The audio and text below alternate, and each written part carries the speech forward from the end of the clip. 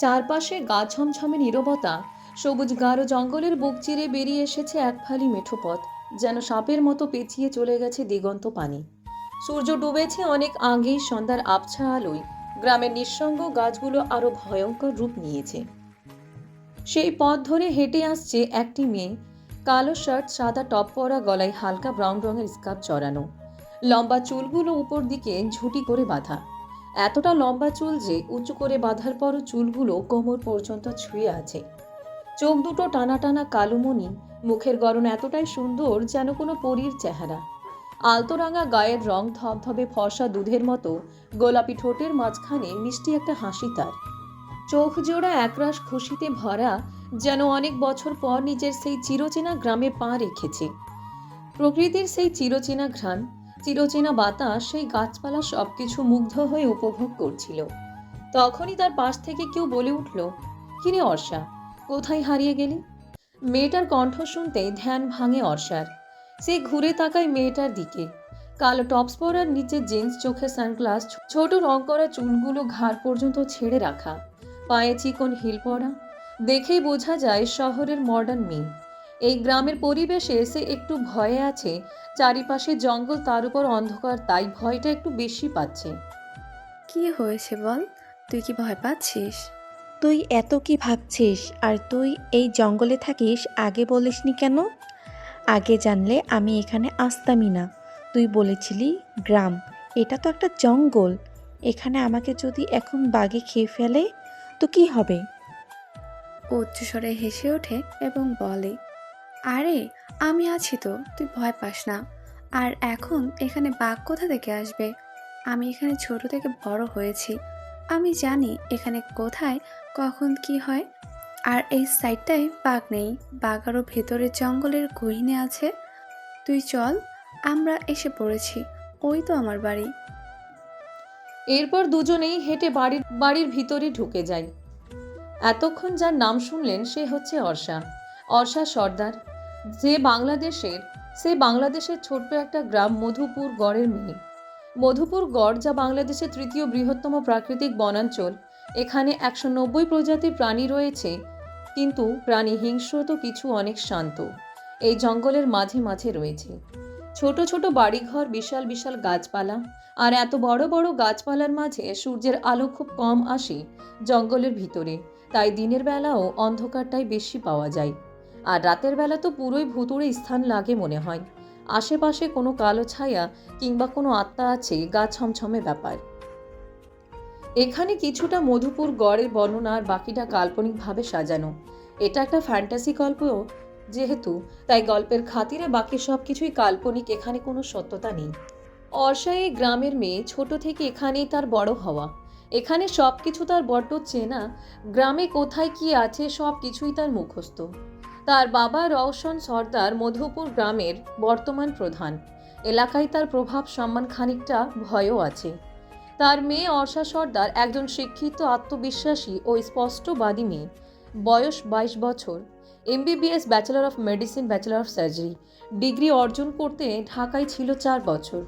এই গ্রামের মেয়ে হলেও পড়াশোনার জন্য তাকে এত বছর শহরেই থাকতে হয়েছে। এবার ছুটি পাওয়ার পর সে তার বান্ধবীকে নিয়ে এসেছে গ্রামে ঘোরার জন্য। আবার তারা শহরে ফিরে যাবে। এতক্ষণ যে মেয়েটার সাথে কথা বলছিল অর্ষা, সেটা তার বান্ধবী ইয়ানা। ইয়ানা শহরের মডার্ন একটা মেয়ে, তাই তার সব কিছু মডার্ন, তার কথা বলা, জামাকাপড় পরা, স্টাইল সব কিছুই। দুজনে মাটির উঠোন পেরিয়ে কাঠের দরজা ঠেলে বাড়ির ভিতরে ঢুকতেই একজোড়া হাত অর্ষাকে জড়িয়ে ধরে। মা, কেমন আছিস তুই? কণ্ঠে কাঁপন কিন্তু চোখে গভীর ভালোবাসা। সাহেলা বেগম, অর্ষার মা। দীর্ঘ 4 বছর পর নিজের মেয়েকে ছুঁয়ে পেলেন যেন। তার মুখের চামড়া একটু ভাঁজ পড়েছে, কিন্তু চোখের চাহনি এখনো তরুণী মায়ের মতো। সেই চোখে পানি এসে গেছে, কিন্তু ঠোঁটে জড়ানো হাসি যেন বলছে, এই বাড়িটা আজ সত্যি পূর্ণ হলো। মায়ের কণ্ঠ শুনে পাশের ঘর থেকে বেরিয়ে এলো এক লম্বা গড়নের তরুণ, ফারাজ সর্দার, অর্ষার ছোট ভাই। এই তো ফিরলি আপু। দেখ, শহরে বাতাসে একদম পাল্টে গেছিস। সে এগিয়ে এসে বোনকে জড়িয়ে ধরলো। অর্ষা হেসে উঠল। ফারাজের কণ্ঠে যেমন খুশি তেমনই লুকানো এক স্নেহপূর্ণ শাসন। পেছন থেকে এগিয়ে এলেন গ্রামের প্রভাবশালী মানুষ অর্ষার বাবা রওশন সর্দার। মুখে কঠোরতা, কিন্তু কিন্তু চোখে গলে যাওয়া উষ্ণতা। ফিরলি মা তুই? ঘরটা যেন এখন ঘর হলো। সবাই মেতে উঠেছে আবেগে, কিন্তু তখনই সবার দৃষ্টি গেল অর্ষার পাশের মেয়েটির দিকে, ইয়ানা। তাকে দেখে মুহূর্তে একটু থমকে গেল ফারাজ। ইয়ানা মুখে হালকা হাসি এনে বলল, আসসালামু আলাইকুম, আমি ইনায়া, অর্ষার বান্ধবী। ওর সঙ্গে একটু গ্রাম দেখার ইচ্ছে হলো, তাই চলে এলাম। রওশন সর্দার কিছু না বলে মাথা হেলালেন। সাহেলা বেগম কাছে এসে আদর করে বললেন, আরে এসো মা, এসো ভিতরে এসো। তুমি তো আমাদের মেয়ের মতোই। এত পথ এসেছো, একটু জিরাও তো। সবাই মিলে বসার ঘরে চলে গেল। কিছুক্ষণ পর পাটের মোটা চট পেতে কলা পাতায় ভরে ভরে খাবার সাজানো হলো। গরম ভাত, সরিষা ইলিশ, ডাল, শুটকি ভর্তা আর শেষ পাতে দুধ সেমাই। ইয়ানা চুপচাপ বসেছিল। চারপাশের পরিবেশে একটু অস্বস্তি হলেও অর্ষার মা বাবার যত্নে মুগ্ধ হয়ে গেল। খাওয়া শেষে ঘরে ছড়িয়ে পড়ল এক ধরনের শান্তি। রাত অনেক হয়ে গেছে, বনের পাখির ডাক থেমে গেছে। দূরের কোণা থেকে শোনা যাচ্ছে শিয়ালের হুক্কা হুয়া ডাক। কেউ সেদিকে ভ্রুক্ষেপ করল না। অর্ষা তার রুমে ঢুকে ব্যাগটা রেখে দিল। ইয়ানা তার পাশে, ফারাজ তার রুমে, রওশন আর সাহেলা তাদের নিজ ঘরে। বাড়িটা আবার নিঃশব্দ। তবে অর্ষা ঘরে জানালা দিয়ে বাইরে তাকিয়ে হঠাৎ গা শিরশির অনুভব করলো। সামনের বট গাছটা একটু নড়ে উঠল কি? তবে কি ওর চোখের ভুল, অথবা বাতাস, অথবা অন্য কিছু? রাতের গভীরে জঙ্গলের কোল ঘেঁষে একটা কালো ছায়া দাঁড়িয়েছিল অর্ষাদের বাড়ির সামনের পথের মোড়ে। সে ফিসফিস করে বলল, তুই ফিরেছিস এত বছর পর? ইজারা আবার জাগবে। ভোরের রোদ গাছের ডাল ভেঙে বাড়ির উঠোনে এসে পড়েছে। মাটির গন্ধে ভেজা হাওয়ায় মিশে আছে শালপাতার স্নিগ্ধ ঘ্রাণ। অর্ষা ধীরে ধীরে চোখ মেলে। পাশে বিছানায় ঘুমিয়ে আছে ইয়ানা। তার মুখে ক্লান্তির ছাপ, যেন রাতটা কোনো দুঃস্বপ্নে কেটেছে। ঘড়ি দেখে সে উঠল। ধীরে ধীরে বাইরে বেরিয়ে এসে মুখে পানির ছিটা দিয়ে চুল খোপা করল। আজ তার ইচ্ছা ইয়ানাকে এই পুরো গ্রামটা, বনের কোল ঘেঁষে থাকা তার শৈশবের স্বর্গ রাজ্যটা ঘুরে দেখানো। কিছুক্ষণ পর ইয়ানা ঘুম থেকে উঠল। অর্ষা হেসে বলল, ভয়ঙ্কর জায়গা রে এটা। গতকাল রাতে জানালার পাশ থেকে কেমন একটা শব্দ শুনলাম, যেন কেউ হেসে উঠল বাইরে। অর্ষা হেসে বলল, তুই শহরে অভ্যস্ত বলেই এইসব মনে হয়।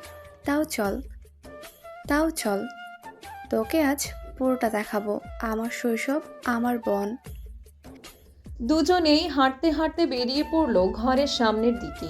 উঠোন পেরিয়ে কাঁঠাল গাছ, তারপর একটা সরু পথ ধরে। পথটা জঙ্গলের গায়ে মিশেছে, যেখানে ঝোপ জঙ্গলের ফাঁকে ফাঁকে ছোট ছোট পুকুর, বাঁশঝাড় আর আগাছায় ভরা খালি জমি। বাতাসে ভেসে আসছে পাখিদের ডাক, তবে মাঝে মাঝে হঠাৎ থেমে যাচ্ছে সব। চোখ বুজে সেই ঘ্রাণ নিতে নিতে হঠাৎ অর্ষার কাঁধে কাঁটা দিয়ে উঠল। সে থেমে যায়। চারপাশটা দেখে জঙ্গল চুপচাপ, কিন্তু তার মন বলছে কেউ আছে, কেউ দেখছে। সে আবার হাঁটতে শুরু করে। ইয়ানা কিছুই টের পাচ্ছে না। সে তো ব্যস্ত অর্ষাকে জিজ্ঞেস করতে। এই বাঁশঝাড়টার পাশে কি তোর পুকুর ছিল? অর্ষা হেসে হ্যাঁ বলে, কিন্তু মন তার অন্যখানে। মনে হচ্ছে জঙ্গলের ভিতরে কোনো চোখ তার দিকে স্থির। বাতাসে যেন ফিসফিস। ফিরেছিস? তোকে দেখছি। তার পা হঠাৎ থেমে যায় একবার। সে পেছন ফিরে তাকায়, কিছু নেই। কিন্তু ঝোপটার মাথায় পাতাগুলো একসাথে কেঁপে উঠল, যেন কেউ হঠাৎ পিছনে সরে গেছে। অর্ষা, তুই ঠিক আছিস? হ্যাঁ, চল। কিছুক্ষণ পর তারা ফিরে আসে বাড়িতে। সাহেলা বেগম তখন রান্নাঘরে দুধ পুলি বানাচ্ছেন। রান্নার গন্ধে বাড়িটা ভরে গেছে। অর্ষার মুখে হালকা হাসি ফিরে আসে। দুপুরে সবাই একসাথে খেতে বসে। চাল ভাজা, মুগ ডাল, ছাগলের মাংস আর দই। ইয়ানা মুগ্ধ হয়ে বলে, খাওয়া দাওয়া তো রাজকীয় এখানে। অর্ষা হাসে, কিন্তু তার চোখ দুটো বারবার জানালার পাশে থাকা সেই গাছটার দিকে যায়। যেখানে কাল রাতে ছায়াটা নড়েছিল আর আজ সকালে মনে হলো কেউ পেছন থেকে দেখছিল। সেদিন রাতে অর্ষা যখন জানালার পাশে দাঁড়িয়ে কাচের ভেতরে প্রতিবিম্ব দেখছিল, হঠাৎ তার প্রতিচ্ছবি পাশে আবছাভাবে আরেকটি ছায়া দেখা গেল। তার নিঃশ্বাস আটকে গেল, সে ঘুরে তাকালো, কেউ নেই। তবু কাছে তখনও সেই ছায়াটা দাঁড়িয়েছিল। মনে হচ্ছে এটা অর্ষার চোখের ভুল, সে তাই বেশি ভাবে না। এরপর সে ঘুমোতে চলে যায়। রাত গভীর, জঙ্গল নিঃশব্দ, শুধু দূরে কোথাও যেন শিয়ালের হালকা ডাক শোনা যায় মাঝে মাঝে। বাড়ির সব ঘর অন্ধকার, সবাই গভীর ঘুমে।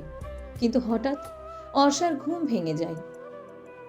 সেই ঘামছে, কপাল ভেজা, বুক ধড়ফড় করছে, যেন স্বপ্নে কিছু দেখছিল কিন্তু এখন কিছুই মনে পড়ছে না। অস্বস্তি আর অজানা এক চাপা আতঙ্ক তার শরীরের ভেতর ছড়িয়ে গেছে। সে ধীরে বিছানা থেকে উঠে দাঁড়ায়, পা টিপে টিপে যায় জানালার কাছে। জানালা খুলে দেয় বাইরের শীতল বাতাস। চাঁদের আলো গাছের পাতার ফাঁকে ফাঁকে পড়ে ছায়া তৈরি করেছে উঠোন জুড়ে। কিন্তু হঠাৎ তার চোখ আটকে যায় বাড়ির ঠিক সামনের বট গাছের পেছনে।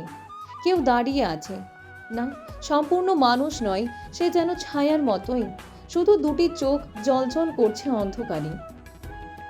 নীল রঙের চোখ, অস্বাভাবিক রকমের উজ্জ্বল, নরম তরল আলোয় তৈরি চোখ নয়, বরং যেন অদ্ভুত এক জ্বলন্ত মণি, দুটি আগুনের বিন্দু। অর্ষা কেঁপে উঠল।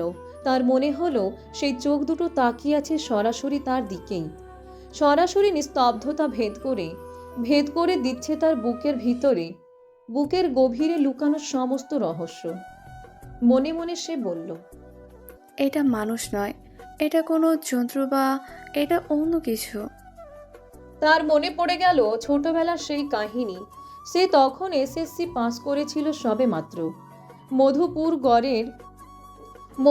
গড়ের গহীনে চোখ জ্বালানো ছায়া ঘোরে, যার দিকে তাকালে মন খেয়ে ফেলে। অর্ষা পিছিয়ে আসে, দ্রুত জানালার পর্দা টেনে দেয়। তার বুক ধড়ফড় করছে, পা দুটো অবশ হয়ে যাচ্ছে, কিন্তু আশ্চর্যভাবে সে চিৎকার করেনি। সে আবার শুয়ে পড়ল, চোখ বন্ধ করলো, কিন্তু চোখ বন্ধ করলেও সেই নীল চোখ দুটো এখনো যেন জ্বলজ্বল তার মনে। সকালটা অন্য রকম, পাখিরা ডেকেছে আগের মতো, বাতাসও বইছে সেই বনগন্ধ মাখা মিষ্টি ছোঁয়ায়। তবুও অর্ষার বুকের মধ্যে যেন কেমন ফাঁকা ফাঁকা লাগছে। ইনায়া চলে যাচ্ছে কারণ ঢাকা থেকে ফোন এসেছে, একটু জরুরি কাজ পড়ে গেছে মেডিকেলের, ভাইবার একটা প্রেজেন্টেশন। ইয়ানা অর্ষাকে বলল, তুই থাক, এমনিও তুই এতদিন পর এসেছিস, আন্টি আঙ্কেলকে সময় দে আর খুব জলদি ফিরে আসিস। অর্ষা চুপচাপ ছিল। ইয়ানা ব্যাগ গুছাচ্ছে। বাসের সময় হয়ে এসেছে। সাহেলা বেগম তখন রান্নাঘর থেকে গরম পরোটা তৈরি করছেন, সঙ্গে ডিম ভাজি, ইয়ানার পছন্দ। শেষবারের মতো উঠোনে দাঁড়িয়ে ইনায়া বলল, তুই সাবধানে থাকিস, ঠিক আছে? কিছু হলে ফোন করিস। এই গ্রামের ব্যাপারে আমার কেমন অদ্ভুত লাগছে। অর্ষা মাথা নাড়ল, কিন্তু চোখ নামিয়ে নিল। ভিতরে একটা শূন্যতা জমা হচ্ছিল। ইনায়া চলে গেল, এই গ্রাম, এই অরণ্য, এই ঘর, সব কিছু যেন হঠাৎ অনেক বেশি নিঃসঙ্গ হয়ে পড়বে। রওশন সর্দার নিজে ইনায়াকে বিদায় করে দিলেন। ফারাজ ওকে নিয়ে রাস্তার মাথা পর্যন্ত গেল। অর্ষা তখন চুপচাপ বসেছিল বারান্দায়, পায়ে পা গুটিয়ে। একটা নিঃশব্দ দীর্ঘশ্বাস তার ঠোঁটের কোণা ছুঁয়ে যায়। বিকেলবেলা সাহেলা বেগমের পাশে বসলেন। মন খারাপ করিস না ইনায়া, ও তো আবার আসবে। অর্ষা হালকা হাসে। জানি না মা, কিন্তু এই 4 বছরে সব সময় সাথেই থাকিসনি তো, তাই তো একটু কেমন যেন লাগছে। মা তখন মাথায় হাত বুলিয়ে বললেন, তুই যা, তোর ফুপি তোকে যেতে বলেছে। অনেকদিন হলো দেখা হয়নি, ওর শরীরও ভালো না, একটু ঘুরে আয়, তোর মনটা ভালো হবে। অর্ষা প্রথমে যেতে চাইছিল না, কিন্তু অবশেষে রাজি হলো। ফুপিদের বাড়ি গ্রামের একদম পশ্চিম প্রান্তে। বড় রাস্তায় পেরিয়ে জঙ্গলের ঘনতা একটু কমে এলেই একটা পুরনো বসতি, গরু গাড়ির রাস্তা, খাল পেরিয়ে ছোট্ট পাড়ার ভেতরে তাদের বাড়ি। এ দীর্ঘ পথ পার করে অর্ষা এসে পড়ে ফুপুর বাড়ি। এরপর ফুপিদের সঙ্গে কেটে গেল সুন্দর কিছু সময়। ফুপির অসুস্থতা, কিছু পুরনো গল্প, ছোট্ট খালখাটের ধারে পাটি পেতে বসে চা খাওয়া। কিন্তু সময় গড়াতে গড়াতে অর্ষার মন খচখচ করতে লাগলো। বিকেলের আলো নিভে গিয়ে সন্ধ্যা হয়ে গেছে। আকাশে চাঁদ উঠেছে কিন্তু মেঘে ঢাকা। ফিরতে হবে। অর্ষা বলল, রয়ে যা মা, কাল চলে যাস। এখন জঙ্গলে পথটা একটু বিপজ্জনক। ফুপি অনেক করে বলল, কিন্তু অর্ষা জেদ ধরে বলল, আমি চিনে চিনে যাব, এই পথ আমার চেনা, চিন্তার কিছু নেই। এরপর অর্ষা বেরিয়ে যায় তাদের থেকে বিদায় নিয়ে। অর্ষা হাঁটছে, বালির রাস্তায় তার পায়ের আওয়াজ ঠক ঠক করছে। দুই পাশে আবার সেই ঘন জঙ্গল। আজ বাতাস নেই, পাতাও নড়ছে না, তবে হঠাৎ বা পাশে ঝোপের একটা শব্দ, ঝোপের মধ্যে একটা শব্দ। ক্রু। অর্ষা থেমে যায়, তার মাথায় বিদ্যুৎ খেলে যায়। সেই নীল চোখের কথা। সে জানে আজ রাতটা স্বাভাবিক নয়। সেই হাঁটা জোরে করে দেয়, কিন্তু তার পেছনে ধীরে ধীরে আবার সেই শব্দ। ক্রু। যেন কোনো কিছু তার পেছনে পা টিপে টিপে হাঁটছে। অর্ষার গলা শুকিয়ে আসে। সে একবার ঘাড় ঘুরিয়ে তাকায়, কেউ নেই। তবে ঝোপটা একটু নড়ছে। রাতের নিস্তব্ধতা আর অন্ধকার যেন কুয়াশার মতো জড়িয়ে ধরেছে চারপাশকে। সে প্রথমে একটু ভয় পেলেও পরে ভাবে এমনি তার মনের ভুল। এরপর অর্ষা আবার জঙ্গলের ভেতর দিয়ে একা হাঁটতে শুরু করে। মাথার উপরে বিশাল গাছের ছায়া, পাতার ফাঁক দিয়ে চাঁদের আলো এসে ধুলোময় পথ জুড়ে পড়েছে। হাতে ব্যাগ, তবু মুখে ভয়ের চিহ্ন নেই। কিন্তু তার হৃদয় বুঝে গেছে সে একা নয়। চারিদিকে নিস্তব্ধতার মাঝে মাঝে এমন নিঃসার হয় যেন আশেপাশে সব প্রাণী থেমে গেছে। অর্ষা থামে, তার শরীরের লোম দাঁড়িয়ে যায়, বুক ধড়ফড় করছে। কিন্তু সে নিজেকে সামলে রাখে, কান খাড়া করে শোনে। খসখস শব্দ হচ্ছে কোথাও থেকে। পেছনের ঝোপে কিছু নড়াচড়া। সে ঘুরে তাকায়, কিছু নেই, কিন্তু অনুভব স্পষ্ট, কেউ আছে। অর্ষা চারপাশে চোখ বুলিয়ে একটা মোটা কাঠের ডাল দেখে, সেটা তুলে নেয়। তার চোখের ভাষা বদলে যায়। এবার সে শিকার নয়, সে লড়বে। সে চিৎকার করে বলে ওঠে, কে আছো? বাইরে বেরিয়ে আয়। আড়াল থেকে ভয় দেখিয়ে লাভ নেই, সাহস থাকলে সামনে আয়। সে ভাবে কেউ হয়তো ইচ্ছে করে ভয় দেখানোর চেষ্টা করছে। তার কণ্ঠে কম্পন ছিল না, ছিল তীব্র আত্মবিশ্বাস। ঝোপটা থেমে যায় কিছুক্ষণ। তারপর বাঁ দিকের একটা ঘন পাতার ফাঁক থেকে ধীরে ধীরে বেরিয়ে আসে কিছু। আলো পড়তেই অর্ষার চোখ কেমন স্থির হয়ে যায়। সে একটা নেকড়ে, তবে এটা সাধারণ নেকড়ে না। এই নেকড়েটা লম্বা সুঠাম গড়নের, তার শরীর ঘন ছায়ার মতো কালো, আর চোখ দুটো অস্বাভাবিক রকমের উজ্জ্বল নীল। একটা বরফ শীতল অথচ গভীর যন্ত্রণা মেশানো মানুষের মতো দৃষ্টি। অর্ষা এক পা পিছিয়ে যায়, তার হাতে থাকা লাঠিটা শক্ত করে ধরে রাখে, কিন্তু চোখ ছিঁড়ে আসতে পারছে না সেই দৃষ্টি থেকে। নেকড়ে ধীরে ধীরে এগিয়ে আসে, কোনো শব্দ নেই, নিঃশব্দে। নেকড়ে ধীরে ধীরে এগিয়ে আসে, কোনো শব্দ নেই, নিঃশব্দে। শুধু পায়ের নিচে শুকনো পাতার মচমচে আওয়াজ। অর্ষার পা পিছলে যায়, সে মাটিতে টুপ করে পড়ে যায়। মাটি ঠান্ডা, কাদা লেগে যায় হাতের পাশে। কিন্তু তার চোখ থেমে নেই। নেকড়েটা এখন একেবারে তার সামনে। এক পলক তাকিয়ে আছে, তার স্নায়ু কোষগুলো অবশ হয়ে আসছে। মনে হচ্ছে আজই তার শেষ দিন। এই নেকড়েটা এখনই হয়তো কামড়ে ছিঁড়ে খেয়ে ফেলবে তাকে। নেকড়েটা মাথা নিচু করে আস্তে করে তার মুখের কাছে মুখ রাখে, দুটো চোখ এক লাইনে। অর্ষার দম বন্ধ হয়ে আসে। সে চোখ বন্ধ করে ফেলতে যাচ্ছিল, কিন্তু ঠিক তখন নেকড়েটা থেমে যায়। দুটি শ্বাস, তারপর ধীরে ধীরে পিছিয়ে যায়। একবার মুখ ঘুরিয়ে জঙ্গলের দিকে তাকায়, তার চোখে ঝলকে ওঠে কেমন একটা শীতল অভিমান, অথবা চেনা কাউকে দেখার শোক। আর এক মুহূর্তে সে অদৃশ্য হয়ে যায় জঙ্গলের গহীনে।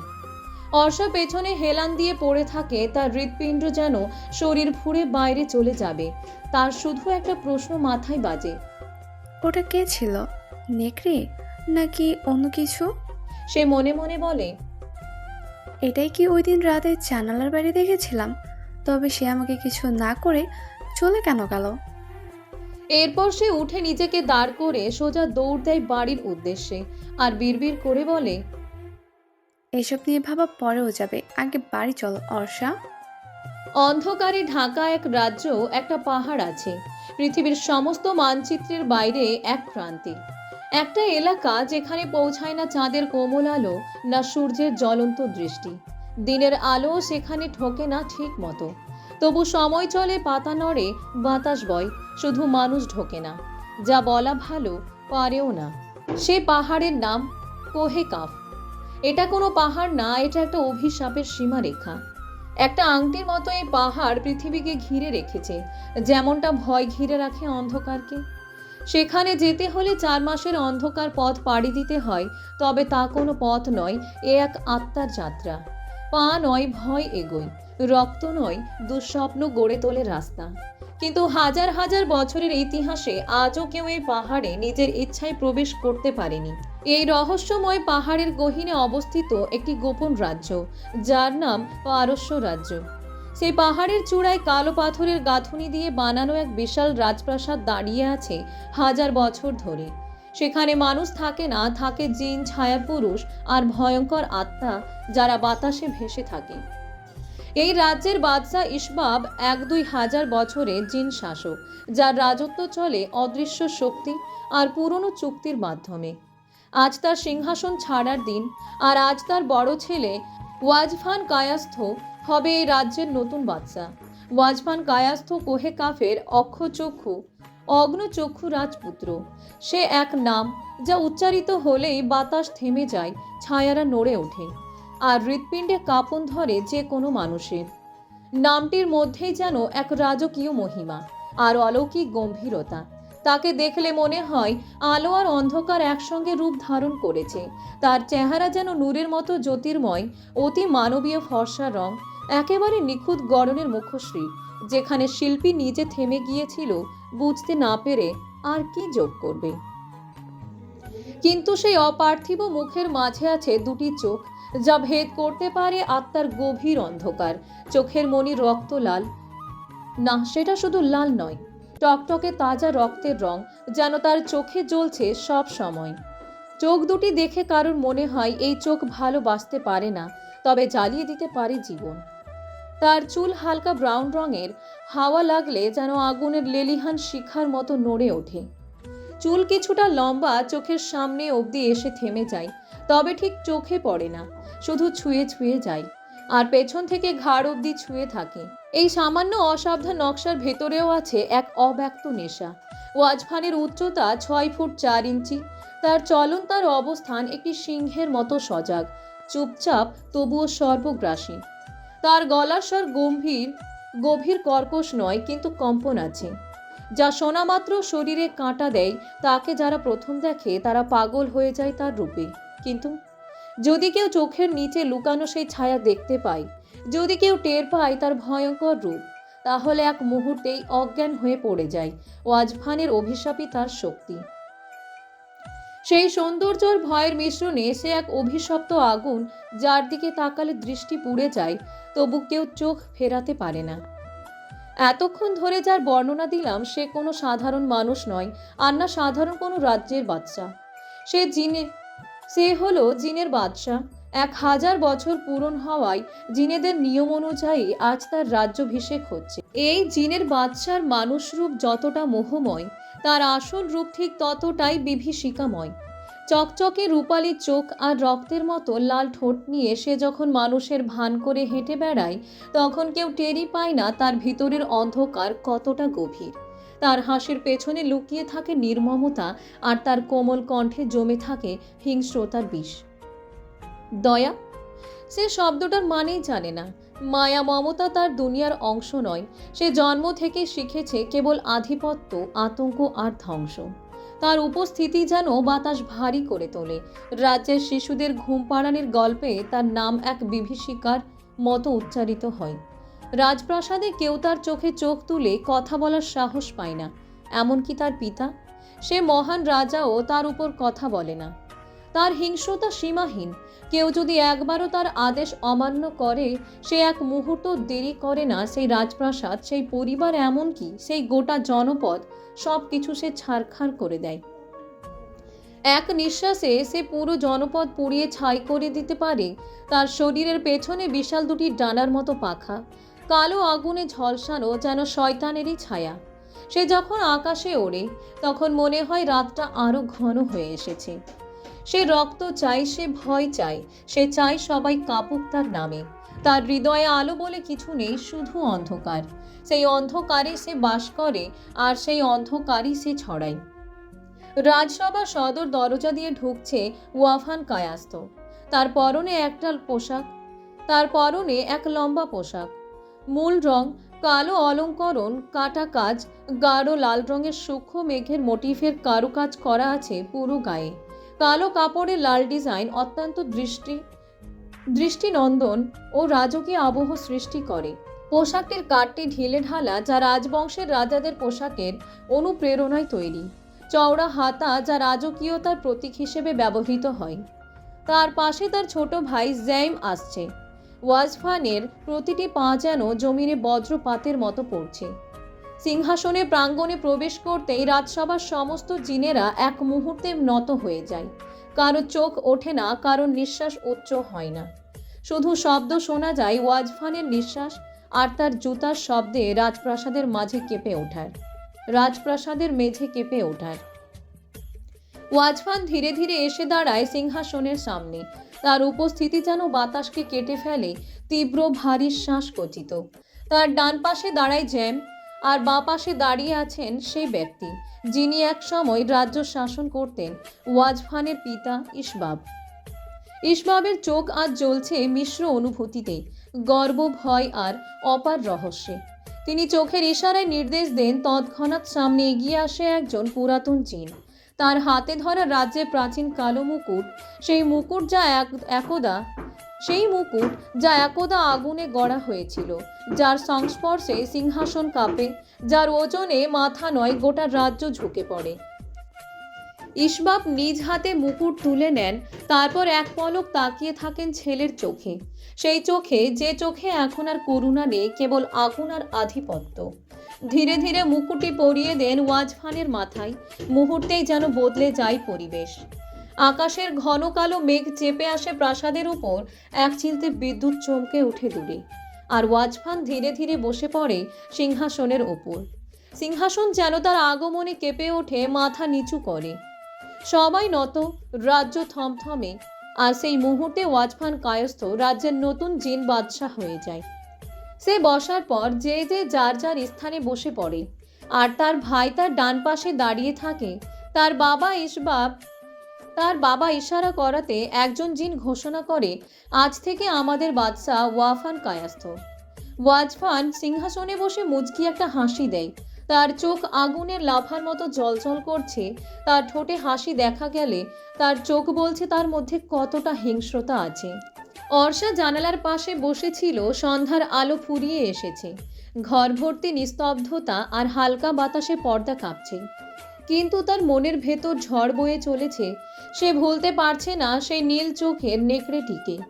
সে কিছু করলো না, নাক না মুখ, কোনো আওয়াজ করলো না, শুধু তাকিয়েছিল অদ্ভুতভাবে। কেন কেন আমাকে কিছু না করে চলে গেল? কেন আমাকে ছুঁলো না, মারলো না, ছিঁড়ে ফেললো না? সে কি সত্যি একটা নেকড়ে? সেই ভাবনার মাঝে মায়ের গলা ভেসে আসে। অর্ষা মা, একটু বাইরে আয় তো। কি এসেছে দেখ, তোকে দেখতে এসেছে। অর্ষা এক ঝটকায় ভাবনা থেকে বেরিয়ে আসে। সে ধীরে ধীরে বারান্দায় আসে, আর সেখানেই তাকে চমকে দেয় এক মুখ, মীরা। তার ছোটবেলার বান্ধবী, সেই মেয়ে যে তার সঙ্গে গাছে উঠে পাকা জাম খেত, অর্ষার সাথে জলে ঝাঁপ দিত, আর দুপুরবেলা পালিয়ে মেলার দিকে দৌড়াতো। অর্ষার মুখ উজ্জ্বল হয়ে ওঠে। দুই বান্ধবী একে অপরকে জড়িয়ে ধরে। তুই এখন এলি?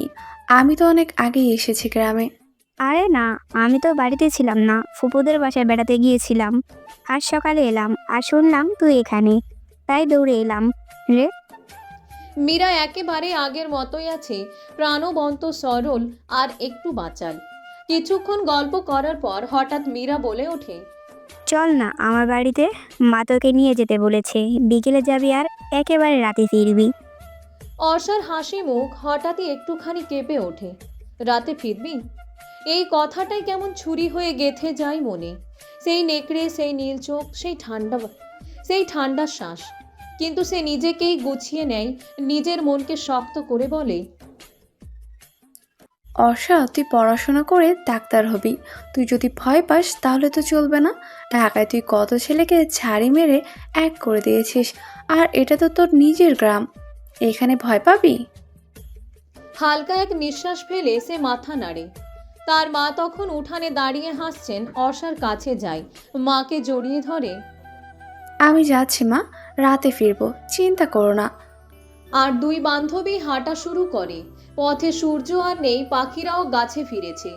আকাশে হালকা লালচে রেখা ধীরে ধীরে মিলিয়ে যাচ্ছে, কিন্তু অর্ষার মনে পড়ছে একটাই দৃশ্য, গাছের আড়ালে দাঁড়িয়ে থাকা সেই নেকড়ে, যার নীল চোখ যেন এখনো তার পেছনে পেছনে হাঁটে। রাজসভার কাজ শেষ করে সন্ধ্যার কুয়াশা ভরা করিডোর পেরিয়ে জ্যাম হাঁটছে অন্দরমহলের দিকে। প্রাসাদের সেই অংশে আলো একটু কম, কিন্তু বাতাসে এক ধরনের শান্তি মিশে থাকে, যেমনটা বাইরের রাজনীতিতে নেই। অন্দরমহলে প্রবেশ পথ পেরিয়ে সে যখন ভিতরে পা রাখে, তখনই চোখে পড়ে এক পরিচিত মুখ। তার আদরের ছোট বোন ইসাবেলা, রূপার মতো চুলে ফুল গুজে খেলতে খেলতে বারান্দায় দাঁড়িয়ে আছে সে। জ্যামের মুখে হালকা হাসি ফুটে ওঠে। এই যে রাজকুমারী সাহেবা, তুই না বলেছিস আমাকে চিঠি লিখবি? বলে পেছন থেকে চুপি চুপি গিয়ে দুই হাতে চোখ ঢেকে ধরে জ্যাম। উফ, আবার তুমি? ইসাবেলা একটু গম্ভীর ভাব নিয়ে বলে, কিন্তু ঠোঁটের কোণে হাসি লুকিয়ে রাখতে পারে না। এরপরই শুরু হয় সেই চিরচেনা খুনসুটি। জ্যাম তাকে ধরে বিছানায় ফেলে দেয়, আর ইসাবেলা পায়ের আঙ্গুল দিয়ে ঠেলতে থাকে তাকে। মাঝে মাঝে দুই ভাই বোনে হাসির শব্দে কেঁপে ওঠে পুরো অন্দরমহল। ওয়াজাফুন দায়ের রাজসভা কেমন গেল আজ? খুব একঘেয়ে নিশ্চয়ই। দা যেমন রুড বাবা। যদি তুমি সিংহাসনে বসতে, তাহলে রাজ্যে সব মানুষকে বলতাম সপ্তাহে একবার অন্তত চকলেট খেতেই হবে। ইসাবেলা মুখ ফুলিয়ে বলে, তবে রাজ্য ডায়াবেটিক রোগীতে ভরে যেত, বলবো না। ইসাবেলা সঙ্গে সঙ্গে বলে ওঠে, না না দাদা, বলো না, আমার ভুল হয়েছে, আর হবে না। জ্যাম হেসে ইসাবেলার মাথায় গাঁটটা মেরে বলে, আচ্ছা, বলবো না। এরপর ইসাবেলা জিজ্ঞেস করে, তুমি কি এবারও চলে যাবে দাদা, আবার নতুন কোনো দেশের দিকে? তোমার তো সারা জীবন এক দেশ থেকে অন্য দেশে ঘোরাঘুরি কাজের ভেতরেই কেটে যায়। জ্যাম একটু হেসে ইসাবেলার পাশে গিয়ে দাঁড়ালো, গম্ভীর গলায় বলল, হ্যাঁ, এবার এসেছি শুধু ওয়াজফান্দার রাজ্যাভিষেক দেখতে। সে রাজা হবে, আর তার পাশে আমি থাকবো না, তা কি হয়? তাই এলাম। তবে এবার আমি যাচ্ছি একেবারে অন্যরকম এক দেশে, এক ইউনিক জায়গায়, যেখানে আমি জিন রূপে নয়, মানুষের রূপে যাব। মানুষের দুনিয়ায়, মানুষদের মাঝেই। শুনেই ইসাবেলার মুখ ফ্যাকাশে হয়ে যায়, চোখ বড় বড় করে বলল, কি বলছো তুমি? মানুষের রূপে, মানুষের জগতে? ওয়াজাফান্দা পারমিশন দিয়েছে? তিনি তো মানুষকে সবচেয়ে বেশি ঘৃণা করে। তার চোখে মানুষ মানেই দুর্বল, মিথ্যেবাদী, বিশ্বাসঘাতক। তিনি তো সহ্যই করতে পারেন না তাদের। জ্যাম একটু হাসে, তারপর নরম গলায় বলে, তাই তো প্রথমে রাজি হয়নি। চেয়েছিল আমাকে আটকে রাখতে, কিন্তু ভালোবেসে যে আমাকে, সেই ভালোবাসার জোরেই আমি তার থেকে পারমিশন আদায় করে নিয়েছি। দামটা যদিও একটু বেশি, কিন্তু পেয়েছি। তুই চিন্তা করিস না। এতটা বলে সে ইসাবেলার নাক টেনে দিয়ে মজা করে বলল, তুই বরং এবার অন্তত একটা চিঠি লিখিস প্লিজ। প্রতিবারই বলিস কিন্তু পাঠাস না। ইসাবেলা নিচু গলায় ফিসফিস করে বলল, তোমার চিঠির উত্তর লেখার আগে প্রতিবার আমার চোখ ভিজে যায়। দাদা, এবারও কি তুমি অনেক দিন থাকবে না? জ্যাম তার ছোট বোনের দিকে তাকিয়ে বলে, আমি একটু পরে চলে যাব, তুই দায়ের খেয়াল রাখিস। মীরাদে বাড়ি গল্প করতে করতে কখন যে রাত হয়ে গেছে অর্ষা টেরই পায়নি। ঘড়ির কাঁটা দেখে হঠাৎই আঁতকে ওঠে। তবু মীরা বলে, রাত তো হয়েছে, থাক না রে আজ এখানে। কিন্তু অর্ষা হেসে বলে, না, মা চিন্তা করবে। আর তুই জানিস আমি রাতের অন্ধকারে মর্গে ঢুকেছি, সেখানে তো ভূতের সঙ্গেই ছিলাম। এই অন্ধকার তো আমার পুরনো বন্ধু। সে একাই রওনা দেয় ফিরতি পথে, জঙ্গলের মেঠো পথ ধরে। সন্ধ্যা পেরিয়ে গেছে অনেক আগে। এখন নিশার রাত, নির্জনতা যেন চিৎকার করে কানে বাজছে। গা ছমছমে পরিবেশ, মাঝে মাঝে ঝোপের ফাঁক দিয়ে শিয়াল ডাকার শব্দ, পেছন থেকে রাত জাগা পাখির হু হু ডাক। তবুও অর্ষা ভয় পায় না। ভূত না হোক, হিংস্র পশু থাকতেই পারে, সেটাই তো আসল ভয়। হঠাৎ তার স্পষ্ট অনুভব হয় কিছু একটা তার পেছনে দিয়ে ছায়ার মতো ছুটে গেল। অর্ষা দাঁড়িয়ে পড়ে। দ্রুততার সাথে সে নিজের পকেট থেকে একটা ছোট ধারালো ছুরি বের করে। ওটা সে সব সময় রাখে নিজের সেফটির জন্য। তার চোখে ঝিলিক ঝলকায়। আজ যদি কিছু আসে আমিও লড়বো। সে ঘুরে দাঁড়াতে যাবে, ঠিক তখনই পেছন থেকে কারোর সাথে হঠাৎ এসে ধাক্কা খায়। সে সামলে উঠতে না পেরে পেছনের দিকে পড়ে যেতে থাকে। কিন্তু ঠিক মাটি ছোঁয়ার আগ মুহূর্তে দুটি শক্তিশালী হাত তার কোমরে জড়িয়ে ধরে তাকে পড়ে যেতে দেয় না। তার চোখ বন্ধ হয়ে গিয়েছিল ভয়ে। কিন্তু ধীরে ধীরে নিঃশ্বাস স্বাভাবিক হলে সে চোখ খুলে দেখে দুটি নীল রঙের মণি ঠিক তার চোখের সামনে।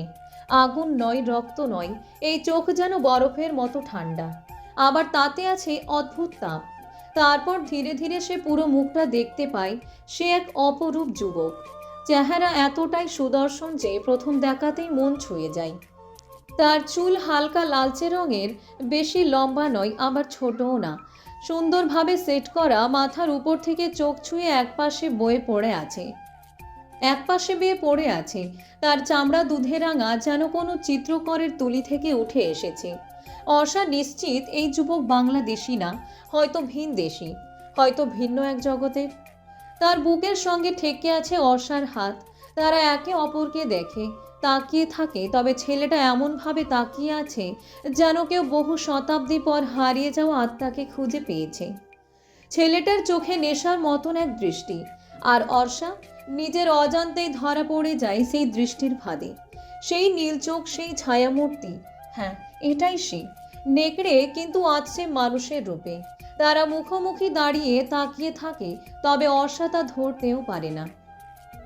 আর ঠিক তখনই আকাশের কোণে গর্জে ওঠে মেঘ, ঝলকে ওঠে বিদ্যুৎ। নিশ্চুপ নিশুতি যেন ধ্বংসের পূর্ব সন্ধ্যা নিয়ে দাঁড়িয়ে। অর্ষা তখনও সেই ছেলেটির হাতের মাঝেই। বুক ধুকপুক করছে, কিন্তু মুখে আঁচ নেই। হঠাৎ তার ধ্যান ভাঙে। সে এক ঝটকায় নিজেকে সরিয়ে নেয়, একটু দূরে সরে দাঁড়িয়ে বলে, কে আপনি? আর আমার পেছনে পেছনে আসছেন কেন? ছেলেটি চোখে হালকা বিস্ময় নিয়ে বলে, আমি আপনার পিছনে কেন যাব বলুন? আমি তো আমার পথে যাচ্ছিলাম, আপনি হঠাৎ ঘুরে পড়ে যাচ্ছিলেন, আমি শুধু আপনাকে বাঁচালাম। অর্ষা কিছুটা সংকোচে পড়ে যায়। সে নিজেও জানে না ছেলেটার কথা মিথ্যে না। তবুও সন্দেহের সুর গলায় বজায় রেখে জিজ্ঞেস করলো, ও আচ্ছা, তবে এত রাতে আপনি এখানে কি করছেন? কে আপনি? আপনাকে তো কখনো এখানে দেখিনি। ছেলেটা হালকা হাসে। তার হাসির মধ্যে লুকিয়ে আছে রহস্য, আবার এক ধরনের ভদ্র সৌজন্য। আমার নাম ক্যানিলয়। আমি এই দেশে থাকি না, বাংলাদেশে এসেছি ভ্রমণ করতে। জঙ্গল আমার খুব প্রিয়, আর শুনেছিলাম এই মধুপুরে নাকি অসাধারণ জঙ্গল আছে, তাই চলে এসেছি। অর্ষার কপালে একটু ভাঁজ পড়ে, কিন্তু পরক্ষণেই তার মুখে অতিথির জন্য স্বাভাবিক সৌজন্য ফিরে আসে। সে একটু এগিয়ে এসে ছেলেটার দিকে এক হাত বাড়িয়ে দিয়ে বলে, ও আচ্ছা, আপনি তো আমাদের দেশের মেহমান। তাহলে আপনাকে স্বাগতম ক্যালিয়ন। আমি অর্ষা, এই গ্রামেরই মেয়ে। আপনি অনেক সুন্দর জায়গায় এসেছেন। মধুপুর শুধু জঙ্গল না, প্রাণের একটা অংশ। আপনি এখানে প্রকৃতির সত্যিকারের স্বাদ পেতে পারবেন। ক্যালিয়ন এবার অর্ষার বাড়িয়ে দেওয়া হাতটা নরম করে ধরল। তার হাত ঠান্ডা, অথচ ছুঁয়ে অদ্ভুত এক অনুভূতি। সে হালকা মাথা নোয়ালো। থ্যাংক ইউ অর্ষা, আপনার নাম যেমন সুন্দর, আপনিও তেমনই। অর্ষা লাজুকভাবে মুখ সরিয়ে নেয়, কিন্তু তার চোখ বলছিল অন্য কথা। এই ছেলে অদ্ভুত, অন্যরকম। তার কথার মধ্যে কেমন যেন একটা মায়ার ছোঁয়া। হঠাৎ ক্যালিয়ন বলে, আসলে আমি এখানে কিছুই চিনি না, কাউকে খুঁজছিলাম যে আমাকে গ্রামটা চিনিয়ে দিবে, এমন কেউ যার সঙ্গে ঘোরার মাঝে আমি এলাকাটাও ঠিকঠাক বুঝে নিতে পারবো। আপনি কি আমার গাইড হবেন? অর্ষা চমকে ওঠে। সে কিছুক্ষণ চুপ করে থাকে, তার মন বলছে না, কিন্তু মেয়ের দায়িত্ববোধ আর এই দেশে অতিথিকে সম্মান করার শিক্ষা বলছে হ্যাঁ। অর্ষা মনে মনে ভাবে, উনি তো অতিথি, তাকে সাহায্য করাটাই আমার দায়িত্ব। আমি শুধু একটু ঘুরিয়ে দেখাবো, কিছুই তো হবে না। সে একটুখানি হাসে, তারপর বলে, ঠিক আছে ক্যালিয়ন, কাল সকাল থেকে আমি আপনাকে মধুপুর দেখাবো। যতটা পারি চেষ্টা করব আপনাকে প্রকৃত মধুপুর চিনিয়ে দিতে। ক্যালিওনের ঠোঁটে এক প্রশান্তির হাসি, তার চোখে আবার সেই রহস্যের আভা। অর্ষা তার ফোন বের করে ক্যালিওনের নাম্বার টাইপ করে, তাকে ফোন করে রাখে। ভালো থাকবেন ক্যালিয়ন, দেখা হবে কাল সকালে। আমি অপেক্ষায় থাকবো অর্ষা। ছেলেটি বলে। অর্ষা এবার বিদায় নিয়ে চলে যায়, কিন্তু চলে যাওয়ার সময় অজান্তেই আরেকবার পেছনে ফিরে তাকায়।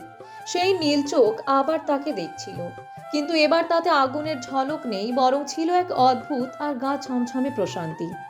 রাত গভীর, রাজপ্রাসাদের একদম নির্জন কোণায় নিজের ঘরের ভেতর চেয়ারে বসে আছে ওয়াজফান কায়াস্থ। এক পা তুলে রেখেছে অন্য পায়ের উপর, ডান হাতটা রাখা টেবিলের উপর, আর বাম হাতে ধরা একটা স্ফটিক গ্লাস, যার ভেতরে গাঢ় লাল এক অজানা পানীয়। পাশে বিশাল জানালার পর্দা নেমে আছে, তবু অল্প চাঁদের আলো এসে পড়ে তার নিঃশব্দ মুখে। তার চোখ গভীর ভাবনায় নিমগ্ন, কিন্তু ঠোঁটের কোণে লেগে আছে এক অস্পষ্ট রহস্যময় হাসি, যার মানে কেবল তিনিই বোঝেন। সেই হাসির মাঝে লুকিয়ে আছে রাজ্য, প্রতিশোধ, স্মৃতি আর কিছু অব্যক্ত বেদনা। ঠিক তখনই কোনো নখ ছাড়াই দরজাটা খোলার শব্দ হয়। ওয়াজফান মাথা ঘোরায় না, কারণ সে জানে এই রাজ্যে একমাত্র একজনই আছে যে তার ঘরে অনুমতি ছাড়া ঢুকতে পারে, জ্যাম। জ্যাম সোজা হেঁটে এসে দাঁড়ায় তার সামনে, চোখে বিদায়ের গভীরতা, তবু কণ্ঠের সহজ ভঙ্গি। আমি যাচ্ছি আমার গন্তব্যে, বিদায় নিতে এলাম। ওয়াজফান ধীরে ধীরে গ্লাসটা নামিয়ে রেখে উঠে দাঁড়ায়, এগিয়ে আসে ভাইয়ের সামনে। চোখে কোনো আবেগ নেই, কিন্তু কণ্ঠে এক অদ্ভুত দৃঢ়তা। যাচ্ছিস? ঠিক আছে, তবে মনে রাখিস কোনো মানুষকে বিশ্বাস করবি না। মানুষ মনস্টার, জেন। ওরা যতটা দুর্বল দেখায় তার থেকে অনেক বেশি জঘন্য। বিশ্বাসঘাতকতা করতে ওদের 2 মিনিটও লাগে না। ওরা পৃথিবীর সবচেয়ে নিচু জাতের জীব। যতই দূরে থাকিস ওদের কাছ থেকে সাবধানে থাকবে। জ্যাম মাথা হেট করে মৃদু হেসে বলল, আচ্ছা ঠিক আছে, সাবধান থাকবো। তবে মনের গভীরে অন্য কিছু কাঁপছিল। তুমি ভুল বলছো, মানুষ এতটা খারাপ নয়। একদিন তুমি নিজেই বুঝবে, কিন্তু আজ এই কথা মুখে বলার সাহস আমার নেই। জ্যাম চলে যায়, ধীরে ধীরে দরজার দিকে হাঁটে, তারপর নীরবে বেরিয়ে যায় রাজপ্রাসাদ থেকে, নতুন এক যাত্রার পথে। ওয়াজফান তাকিয়ে থাকে দরজার দিকে এক মুহূর্ত চুপচাপ, তারপর হঠাৎ গম্ভীর কণ্ঠে বলে ওঠে, আইরাক। ছায়ার ভেতর থেকে বেরিয়ে আসে একজন, ওয়াজফানের পার্সোনাল রক্ষী, গা ঢাকা কালো পোশাক, চোখে নির্লিপ্ততা। জো হুকুম সর্দার। ওয়াজফান এক মুহূর্ত তাকিয়ে থেকে নিচু স্বরে বলে, জেন, যেখানেই যাক তার উপরে নজর রাখবি, কোনো বিপদ যেন না পড়ে। সে যেন টের না পায় তুই ওকে দেখছিস। দূরে থেকে আড়ালে থেকে সব খবর দিবি। ওর প্রতিটি পদক্ষেপ আমার জানার বাইরে যাবে না, এটা আমার আদেশ। আইরাক মাথা নিচু করে বলে। আপনার আদেশই আমার শ্বাস। ওয়াজফান আবার চেয়ারে বসে টেবিল থেকে তুলে নেয় লাল পানীয় ভর্তি গ্লাস। জানালার বাইরে চাঁদের আলো আরও ম্লান, ভেতরে জমে ওঠে এক অদ্ভুত নিঃশব্দ। যুদ্ধ ভাইয়ের প্রতি ভালোবাসা আর মানুষের প্রতি গাঢ় ঘৃণার মাঝখানে দ্বন্দ্বে জর্জরিত এক রাজাধিপতি। পরদিন সকালটা ছিল অদ্ভুত রকম পরিষ্কার। সূর্য যেন ঝলমল করে উঠেছিল মধুপুর গড়ের আকাশে। তবে জঙ্গলের ভিতর দিকটা একটু অন্ধকার, সেখানে সূর্য বেশি তাপ নেই। গাছের পাতাগুলোতেও আলো ছড়িয়ে পড়ছিল যেন সোনার জল।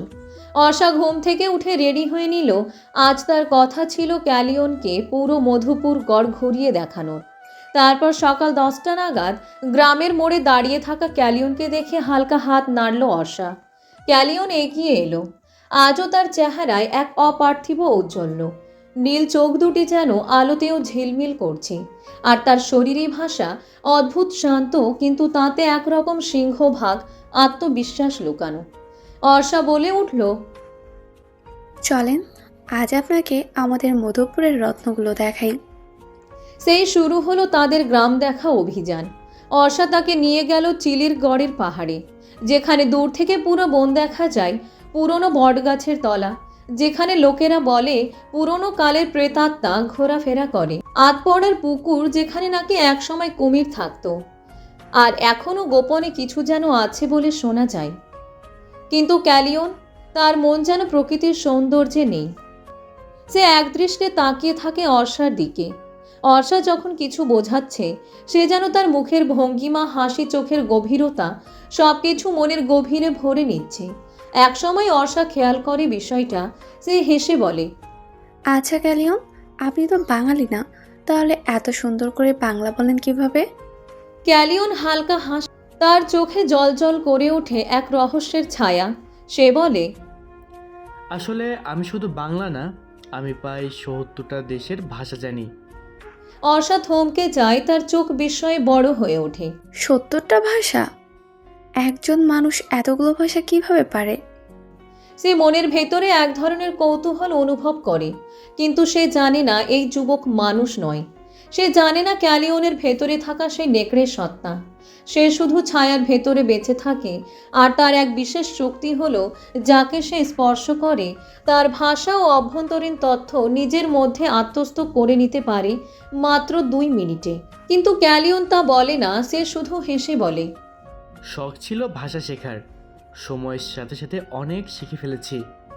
অর্ষা এবার একটু গম্ভীর হয়ে জিজ্ঞেস করে, আপনি এখানে কোথায় থাকছেন? ক্যালিয়ন তার দৃষ্টি অর্ষার চোখ থেকে সরিয়ে আকাশের দিকে তাকিয়ে বলে, আমি তো ট্যুরিস্ট দলের সাথে এসেছি। তারা সবাই আপনাদের জাতীয় উদ্যানের পাশে একটা হোটেলে আছে, সেখানেই উঠেছে। অর্ষা মাথা নাড়ে। ও আচ্ছা, ওই হোটেলটা বিখ্যাত। সত্যি খুব সুন্দর জায়গা। এরপর তাদের হাঁটা আবার শুরু হয়, কিন্তু অর্ষা এবার বুঝতে পারে ক্যালিয়ন প্রশ্ন করছে অনেক কিছু, কিন্তু তার দৃষ্টি বারবার আটকে যাচ্ছে অর্ষার চোখে, ঠোঁটে, মুখে, একটা নেশার মতো। অর্ষা একটু লজ্জা পায়, আবার একটু বিরক্ত। সে কিছু না বলে একপাশে দাঁড়িয়ে থাকা একটি ফুলের দিকে ইঙ্গিত করে বলে, এটা দেখেছেন কখনো? এটার নাম শিমুল। বসন্তের পুরো বন রক্তের রং হয়ে যায় ওদের জন্য। ক্যালিয়ন ফুলের দিকে না তাকিয়ে বলে, আমি যা দেখছি তার চেয়েও রঙিন কিছু এখন আমার সামনে দাঁড়িয়ে আছে অর্ষা। এই কথা শুনে অর্ষার বুকের ভেতরটা ধক করে ওঠে। সে কিছু বলতে গিয়েও থেমে যায়। তখনই হঠাৎ বাতাসে একটা অদ্ভুত গন্ধ ভেসে আসে, ভেজা মাটি, রক্ত আর জং ধরা লোহার মিশ্র গন্ধ। অর্ষার মুখ কালো হয়ে যায়। সে বলে, এই গন্ধটা আমি আগেও কোথাও পেয়েছিলাম। অদ্ভুত, খুবই অদ্ভুত। ক্যালিয়ন কিছু না বলে হালকা একটা হাসি দেয়। সকালের আলো তখন ধীরে ধীরে ছড়িয়ে পড়ছে শহরের আকাশে, কিন্তু সেই আলোয় স্নান করতে আসা নতুন ছাত্রটির চোখে ছিল ছায়া, আর মুখে এক আশ্চর্য নির্লিপ্ততা। আজ প্রথম দিন জ্যাম মানুষের পৃথিবীর একটি বিশ্ববিদ্যালয়ে পা রাখল। ছাতা মাথায় চাপানো, হালকা ধূসর ট্রেঞ্চ কোট আর চোখে কালো সানগ্লাস। সূর্যের আলো তার গায়ে যতটা পড়ছে, তার চেয়ে বেশি যেন সে চেষ্টা করছে নিজেকে সেটি থেকে বাঁচাতে। ক্যান্টিন থেকে শুরু করে ক্যাম্পাসে করিডোর, সবচেয়ে ছায়াময় নির্জন কোণগুলোতে সে বেশিক্ষণ থাকে। ছেলেরা অবাক হয়, কে এই ছায়ার মানুষ? কিন্তু মেয়েরা, তারা যেন হুমড়ি খেয়ে পড়ে তার দিকে। তার উপস্থিতি যেন সময়কে কিছুক্ষণের জন্য স্থির করে দেয়। কেউ পেছন থেকে ফিসফিস করে বলে, এই ছেলেটার চোখে কে যেন আছে না, ভয়ঙ্কর সুন্দর। তার গলার স্বর শুনেছ? কেমন যেন আগুনের মতো লাগে। সে যেন কোনো সাধারণ মানুষ নয়, বরং ভিন জগতের কেউ। তার চুল কালো হলেও তাতে মাঝে মাঝে হালকা রূপালি ঝিলিক পড়ে, যেন রাতের অন্ধকারে বাজ পড়েছে। চোখ দুটি গাঢ় বাদামি, তবে কোনো আলো পড়লে তাতে লালচে আভা জ্বলে ওঠে, অনেকটা গহীন আগুনের মতো। তার ত্বক উজ্জ্বল কিন্তু খুব ঠান্ডা। তাকে ছুঁয়ে দিলে কেউ বলেই ফেলবে, তোমার গায়ে কি বরফ, নাকি তুমি রক্ত শূন্য। তার শরীর লম্বা সুঠাম, কিন্তু চলাফেরা এত নরম আর নিঃশব্দ যে কখন যেন সে কারোর পাশে এসে দাঁড়ায় কেউ টেরই পায় না। তাকে দেখে মনে হয় সে সুন্দর, কিন্তু সেই সৌন্দর্য ধ্বংস ডেকে আনে। সে ভার্সিটিতে আসার পর থেকে মেয়েরা পাগল হয়ে আছে তার জন্য। জ্যাম দিনের বেলা ভার্সিটিতে ক্লাস করে ঠিকই, তবে সূর্যের আলো সে সহ্য করতে পারে না। তাই সবসময় ছাতা হাতে ক্যাম্পাসে আসে, যেন তার চারপাশে সবসময় একটা ছায়ার বলয় আছে। আর ক্লাসে সে বসে জানালার ঠিক পাশে, যেখানে পর্দা ঝুলে থাকে, অথবা সেই করিডোরে যেখানকার লাইট সবসময় আধা আলো। বন্ধুরা বলে, এই ছেলেটা এত কম আলোর মধ্যে থাকে কেন? এর কি চোখের সমস্যা নাকি? কিন্তু কেউ তার কাছে কিছু বলতে সাহস পায় না। জ্যাম জানে সে এখানে এসেছে একটি মিশনে। সে এসেছে মানুষের ভেতরে জগৎকে বোঝার জন্য, তাদের বিশ্বাসঘাতকতা, ভালোবাসা, ঘৃণা, করুণা এসব আবেগের মুখোমুখি হতে। সে মনে মনে বলে, তারা কি সত্যি এত জঘন্য যেমনটা তা বলে, নাকি তারা কেবল ভাঙা? আমি জানবো, আমি বুঝবো, এবং এই বোঝার পথেই আমার কৌতূহল দূর হবে। ভার্সিটির করিডোর তখন ফাঁকা, সবে ক্লাস শেষ হয়েছে। চারপাশে গুনগুন শব্দ, হাসাহাসি, কেউ কেউ সেলফি তুলছে, আবার কেউ ক্যান্টিনের দিকে ছুটছে।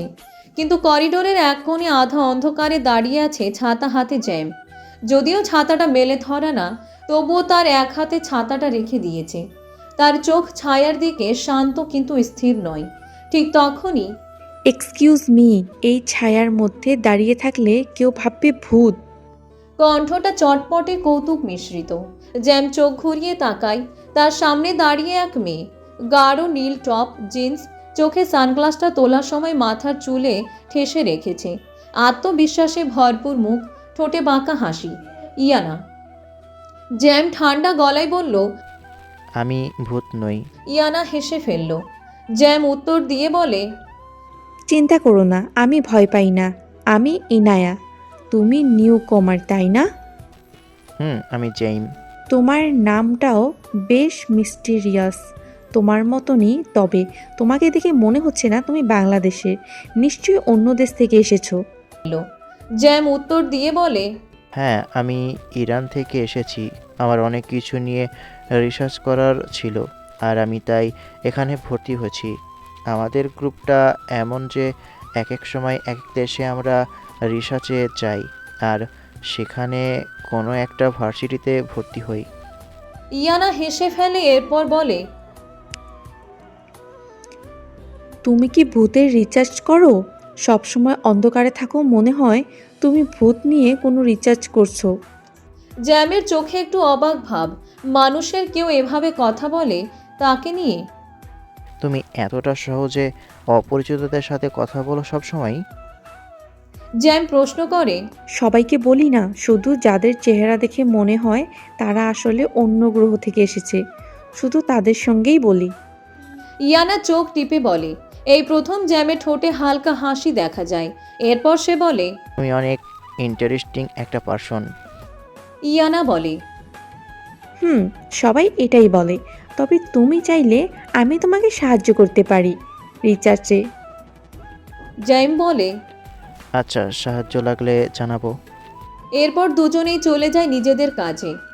পারস্য রাজ্য, প্রাসাদের সিংহ কক্ষ। চুপচাপ বসে আছে ওয়াজফান কায়াস্থ। সিংহাসনের পাশে রাখা আগুন জ্বলা টর্চগুলো ধীরে ধীরে জ্বলছে। ছায়াগুলো নাচছে তার মুখের চারপাশে। ঠোঁটের কোণে কোনো হাসি নেই, শুধু গভীর চিন্তার রেখা। ঠিক তখনই ছায়া থেকে বেরিয়ে আসে সেই পরিচিত মুখ, আইরাক, ওয়াজফানের পার্সোনাল রক্ষী।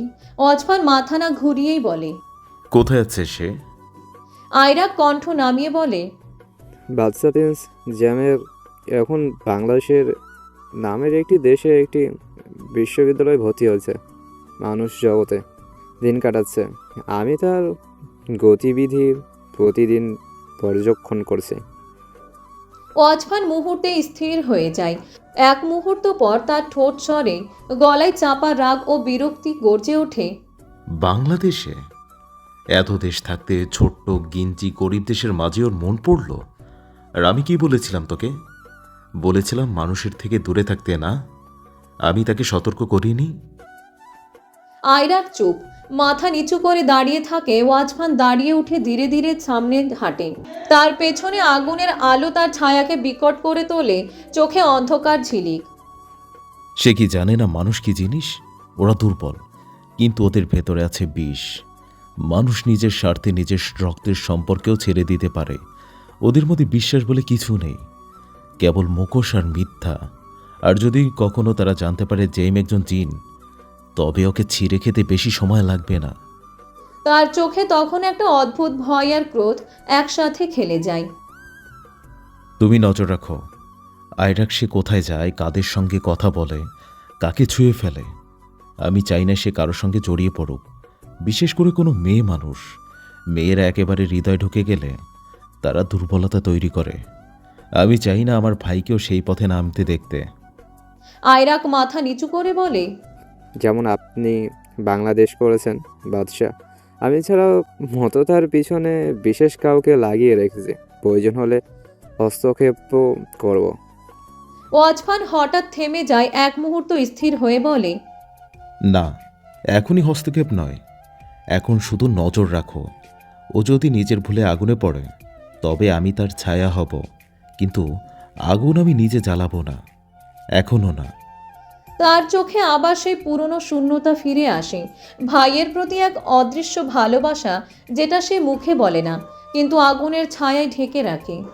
সারাদিনের হাঁটা আর কথা বলা শেষে আজ যেন একটা অন্যরকম শান্তি নেমে এসেছে মধুপুরের আকাশে। সূর্য পশ্চিম দিগন্তে হেলে পড়েছে অনেক আগেই। চারপাশে শীতের ধোঁয়াটে আলো, পাতার ফাঁকে ফাঁকে সূর্যের শেষ কিরণ মিশে গেছে গা ছমছমে জঙ্গলের ছায়ায়। অর্ষা ও ক্যালিয়ন ধীরে ধীরে হাঁটছে গ্রামের দিকে। শীতটা একটু বেশি পড়েছে আজ। গ্রাম্য পাহাড়ি অঞ্চল বলে সন্ধ্যা নামার সঙ্গে সঙ্গেই ঠান্ডা কনকনে হয়ে উঠেছে। অর্ষা নিজের দুই হাত ঠান্ডায় ঘষে ঘষে গরম করার চেষ্টা করে। ক্যালিয়নের চোখ সেখানেই। সে কয়েক মুহূর্ত চুপচাপ থাকে। তার চোখে ছিল এক অদ্ভুত কোমলতা, যা তার বুনো আগুনের মতো চোখের বিপরীত। সে হঠাৎ নিজের গায়ে পড়া কোটটা খুলে অর্ষার কাঁধে রাখে। অর্ষা অবাক হয়ে পেছনে তাকায়। না না, এটা লাগবে না, আমি ঠিক আছি, বলে অর্ষা।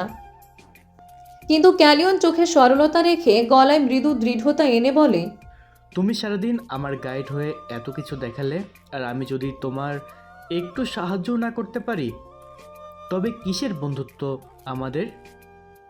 একদিনেই তো অনেক কিছু ভাগ করে নিয়েছি, এতটুকু কি পরিমাণ বন্ধুত্ব হয়েছে, তাই না?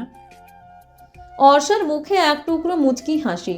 সে মাথা নিচু করে কোটটা ভালোভাবে গায়ে জড়িয়ে নেয়। শীত হঠাৎ আর লাগছিল না, হয়তো কোটটার ওমে না কিংবা কারো স্পর্শে। অর্ষা তাকায় সোনালি আলোর দিকে। আচ্ছা, এবার আমাদের ফেরা উচিত, সন্ধ্যা হয়ে গেছে। গ্রামে রাত নামলে চলাফেরা একটু কঠিন হয়। ক্যালিয়ন মাথা নাড়ে। ঠিক বলেছ, কাল আবার দেখা হবে। অবশ্যই, বলে অর্ষা হেসে বিদায় নেয়। সে ধীরে ধীরে দূরে হেঁটে যায়। তার চুলগুলো ঠান্ডা বাতাসে উড়ছে আর পায়ের নিচে শুকনো পাতার খসখস শব্দ। কিন্তু পেছনে থাকা ক্যালিয়নের চোখ তা স্থির, গভীর, আগুনে ঝলসানো। সে দাঁড়িয়ে থাকে অনেকক্ষণ। তার ঠোঁটে এক নিঃশব্দ বাক্য ফুটে ওঠে। তুমি জানো না অর্ষা, আমি তোমার জন্য কত বছর ধরে অপেক্ষা করছি। তোমাকে তোমার জগৎ থেকে ছিনিয়ে নেওয়ার জন্যই আমি এসেছি। এবার তোমাকে নিয়ে আমি যাব যেখানে মানুষ যায় না, তবে আমি তোমাকে সেখানে খুব যত্ন করে রাখবো। তার চোখের নীল বৃত্ত জুড়ে ধীরে ধীরে এক গা ছমছমে রক্ত রং ছায়া ভেসে ওঠে। সেই মুহূর্তে জঙ্গলের গহীন থেকে ভেসে আসে এক ভয়াবহ হাঁক ডাক, যা মানুষের নয়, পশুরও নয়, কোনো অজানা রক্ত মাংসের সত্তার। আকাশে ভেসে ওঠে পূর্ণ চাঁদের মলিন ছায়া। রাত নেমেছে মধুপুর গড়ে। জঙ্গলের ফাঁক ফোকরে দিয়ে শীতল বাতাস হু হু করে বইছে। মাঠঘাট নিস্তব্ধ। দূর থেকে ভেসে আসছে ঝিঝি পোকাদের একঘেয়ে আওয়াজ, যেন রাতকে আরও গা ছমছমে করে তুলছে। অর্ষা নিজের রুমে বিছানায় চুপচাপ শুয়ে আছে। ঘরের জানালা দিয়ে চাঁদের আলো হালকা সাদা রেখা এঁকে দিয়েছে তার কপালের ওপর। বিছানার এক পাশে রাখা ক্যালিয়নের দেওয়া কোটটা। হঠাৎই অর্ষার দৃষ্টি পড়ে যায় সেই কোটের দিকে। সে একটু উঠে বসে, হাত বাড়িয়ে নিয়ে কোটটা নিজের কোলে রাখে। কিছুক্ষণের জন্য স্তব্ধ হয়ে যায় চারপাশ। তার নাকের কাছে আসে এক পরিচিত কিন্তু গভীর গন্ধ। আর্দ্র জঙ্গল, কফি আর পুরুষালী কাঠের গন্ধ মিশে এক অদ্ভুত আকর্ষণ। সে ধীরে ধীরে বলে ফেলে, লোকটা অদ্ভুত, অনেক বেশি অদ্ভুত। অর্ষার ঠোঁটের কোণে এক চিলতে হাসি খেলে যায়, কিন্তু সেটা ছিল ভেতরের দলাচলের ছায়া। তার চোখে তখন ক্যালিওনের সেই নীল চোখ দুটি ভেসে উঠছে। যে চোখ দুটো সারাদিন কোনো শব্দ ছাড়াই তার ভিতরের অস্থিরতাকে নাড়িয়ে দিয়েছে।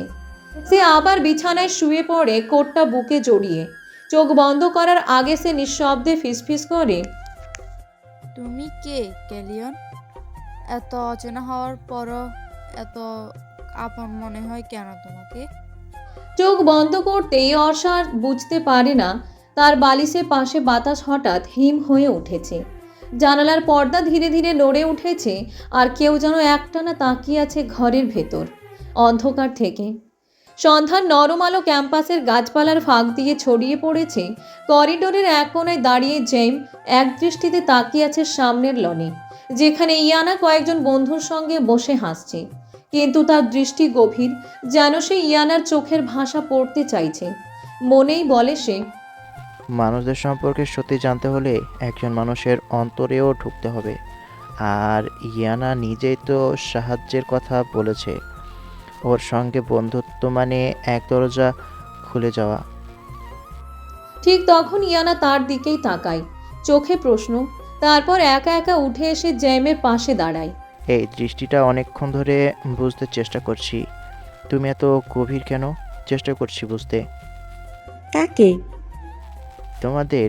জেম ধীরে বলো। ইয়ানা হেসে ফেলে, তাহলে তো তুমি ভালো জায়গায় এসেছো। আমি নিজেই পুরো জাতির সবচেয়ে কনফিউজড প্রতিনিধি। দুজনেই হেসে ফেলে একটু, যদিও জ্যামের হাসিটা ছোট, কিন্তু সেটা আসল মন থেকে। আমি চাই তুমি আমাকে সাহায্য করো। তোমরা কেমন, তোমরা কী ভাবো, কাকে বিশ্বাস করো, কী ভালোবাসো, এসব জানতে চাই। ইয়ানা বলে, আমরা বলতে কি বলতে চাইছো তুমি? আমাদের বাইরের কেউ? জ্যাম বলে, না মানে আমি বাংলাদেশের মানুষদের কথা বলছিলাম।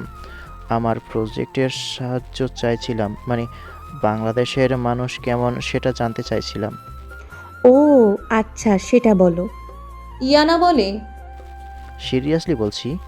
জ্যাম এবার চোখে চোখ রেখে বলে, আমায় সাহায্য করবে? আচ্ছা, আমি রাজি, তবে একটা শর্ত আছে। কী শর্ত? তুমি আমার বন্ধু হতে হবে, শুধু অবচরভাবে, হয় দূরে থেকে নয়। আমার সাথে হাঁটতে হবে, কথা বলতে হবে, আমাকে জানাতে হবে তোমার অনুভূতি। জ্যাম একটু চুপ করে তারপর মাথা হেট করে বলে, চেষ্টা করব, যদিও আমার অনুভূতি খুব স্পষ্ট না। তাই নাকি? ইয়ানা চোখ টিপে বলে, দেখো, একদিন না একদিন এই বরফ গলা পানিই হবে। এরপর কিছুদিন ইয়ানা জ্যামকে বিভিন্ন মানুষের সঙ্গে পরিচয় করায়। মাঝে মাঝে ক্যাফেতে বসে থাকা বাঙালির আচরণ, সম্পর্ক আর বন্ধুত্বের গল্প শোনায়। জ্যাম কম কথা বলে, কিন্তু গভীরভাবে শুনে। মাঝে মাঝে এমন প্রশ্ন করে যেটা শুনে ইয়ানা থমকে যায়। একবার জ্যাম বলে, তোমরা কি কাউকে ভালোবাসার পরেও তাকে আঘাত করতে পারো? ভালোবেসে কেন করব? আর আমার মনে হয় না কোনো দেশের মানুষ ভালোবাসার মানুষকে আঘাত করে। মাঝে মাঝে তুমি এমন কথা বলো যে মনে হয় তুমি মানুষ না, অন্য কোনো প্রাণী। জ্যাম বলে, না মানে অনেক মানুষ আছে যারা মানুষ হয়েও অন্য মানুষকে আঘাত করে নির্মমভাবে, তাই আর কি আমি কথাটা বললাম। সব মানুষ একরকম না জাইম। ইয়ানা নিচু গলায় বলে, কখনো কখনো কেউ ভালোবাসার জন্যে নিজেকে দূরে সরিয়ে নেয়। জ্যাম চুপ করে থাকে, যেন কিছু খুঁজছে ওই কথার গভীরে।